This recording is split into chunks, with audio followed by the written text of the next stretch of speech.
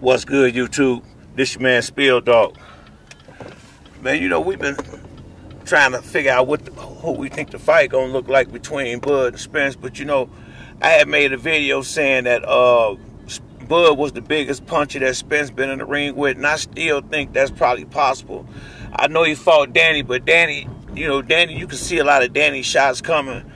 But I think Spence is also going to be the biggest puncher Bud been in the ring with. That's what we did make a video about. And I think if Bud have a problem with Spence power early, if Errol find out early that Bud can't handle his power, and if Bud can't hurt Spence, I see this being just like that Kell Brook Triple G fight.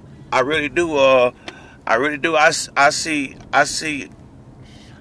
Spence if Bud lands his big shots on Spence and he keep on coming forward. It ain't nothing. It ain't nothing he ain't felt before, and he ain't worried about it, and he can just fight his fight where it don't make him change his game plan type power. I can see it being like that Triple G Kell Brook fight, really, because that was a good fight. Bud like to fight at a certain pace.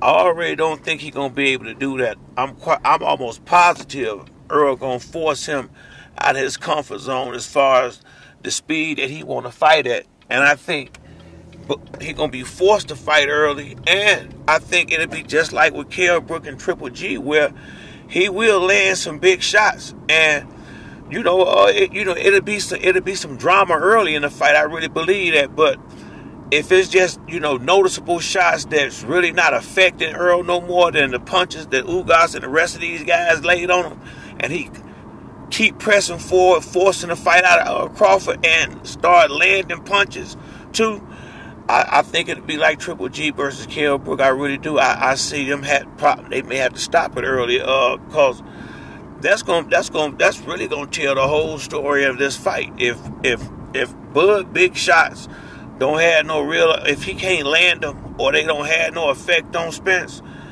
and Spence punches hurt him, which I'm pretty sure that's going to be the case, because I've seen punches that lesser punches than Errol, had some serious reaction on Crawford. So I'm assuming Spence punches is going to hurt, and he going to get hit clean a lot.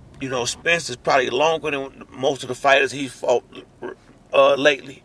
He rangier, and he gonna be another southpaw. And once again, like Josh Taylor didn't do. I didn't have a dog in that fight, but the thing I noticed about Josh Taylor was he tried to just run straight in, and he didn't jab his way in. I couldn't understand that. A bigger, taller guy not on his jab. Spence is gonna be working his way in just like Triple G did to Kell Brook, working in off that jab, constantly making the boxer reset. And I think as the fight go on, if Crawford don't have the power to hurt Spence early, Spence will walk him down and press him out of there. And I mean this respectfully. This ain't no disrespect to Crawford. This ain't making Crawford no lesser fighter. But this is gonna be the biggest punch he been in the ring with. Crawford is the smaller guy moving up, regardless to if he had 6 fights at welterweight or not. He didn't have 6 fights with a guy like Errol Spence that's gonna be coming at him with big hard punches, long rangy fighter just like him, wiry with them long arms, and he ain't gonna be able to get away from the punches as easy as he did with these smaller arm fighters and these lesser level fighters. Errol coming to fight, and he's going to force Crawford to not be able to box and counter punch like he wants to, because he's going to have to actually fight. That's how I see this fight going. That's what happened to Kell. Watch the fight with Kell Brook and Triple G. Kell Brook fought well, but he got overwhelmed by them big punches. He couldn't see. Triple G didn't just rush in there. He kept coming in behind a still, hard, steady jab, the same way Errol Spence is. And it'll make a boxer have to keep resetting it, just throwing him off, and it'll get, that's how he's getting on the inside, jab and double jab, changing the speed on the jab, and keeping that jab out there, that stick caused a lot of problems if you know how to use it. Errol Spence that's his probably one of his best punches is his jab.